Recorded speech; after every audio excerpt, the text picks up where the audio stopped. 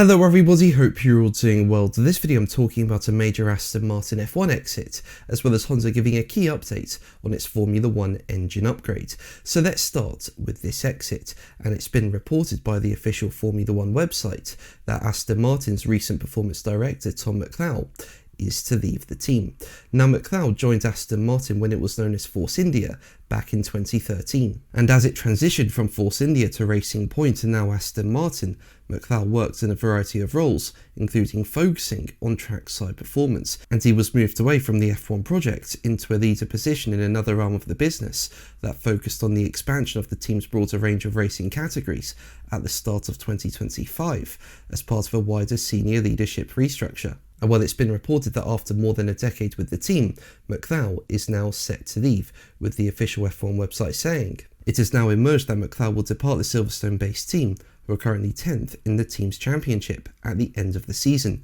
It's unclear what his next role will be." Interestingly though, it has been separately reported that McLeod could end up at Red Bull and succeed Gianpiero Lambiase, who is moving to McLaren in 2028. Basically, GP blogs say that Red Bull Racing has reportedly found the intended successor Gianpiero Lambiase as head of race engineering. Tom McLeod, currently still employed by Aston Martin, is set to take over the key role within the Austrian team as soon as Lambiase departs. The next major signing now seems almost finalised, reports German outlet Bild. The publication writes that McLeod will become the new head of racing, the role Lambiase held at Red Bull, in addition to being Verstappen's race engineer. At Red Bull, McLeod would reportedly take on a similar role as head of racing. He would be responsible for all trackside operations and manage the engineers during Grand Prix. Now make sure to subscribe so you don't miss my Formula 1 content to be kept up to date with F1 news. All your support is incredible, and thank you so much for helping me reach over 50,000 subscribers. So let's move on to Honda, and as we know, their engine has not been good in 2026. It needs a lot of power to help Aston Martin become more competitive, and while they are set to introduce a brand new upgrade at the next round in Zandvoort. Now apparently there have been rumours that the upgrade is worth as much as 50 brake horsepower.